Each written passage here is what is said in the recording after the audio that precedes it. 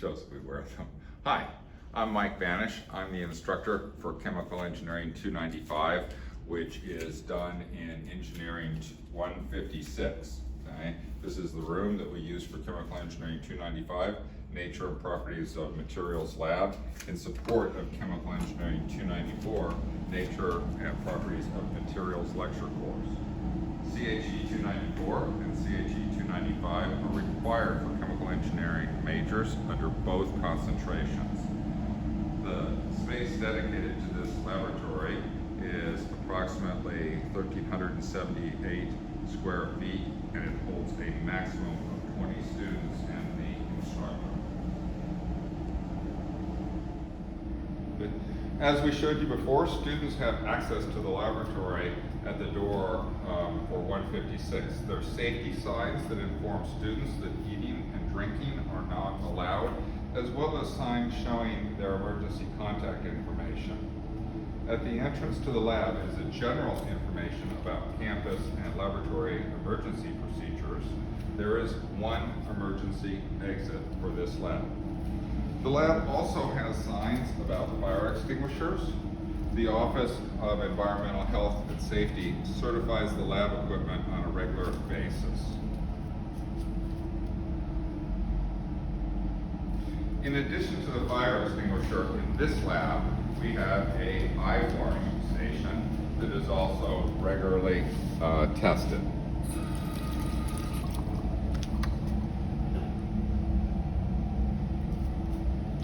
Specific safety equipment for this lab includes safety glasses that are supplied by the department, and students are also required to wear closed-toed shoes while in the laboratory. The CHE 295 laboratory has the ABET outcome, student outcome number 6 for the students, which is an ability to develop and conduct appropriate experimentation, analyze and interpret data, and use engineering judgment to draw conclusions. Okay? Again, ABET outcome 6 is met by this laboratory. So the experiments that we conduct in this laboratory, and this is not necessarily in the order that they're conducted during the class, okay, is the grain size analysis, where students do polishing and cutting, and then they measure the number of grains. We use an annealed nail for this.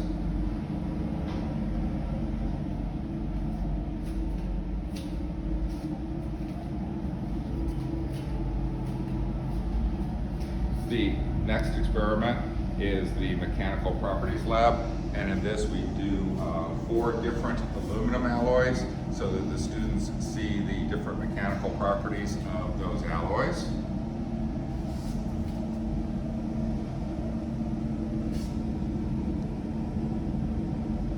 Oh, sorry, this is the emergency cutoff button for the Instron if anything were to happen.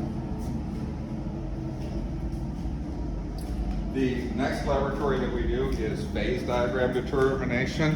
We use a DSC Infinity Series differential scanning calorimeter for this. The students will analyze the data to determine where the phase transitions occur in the data.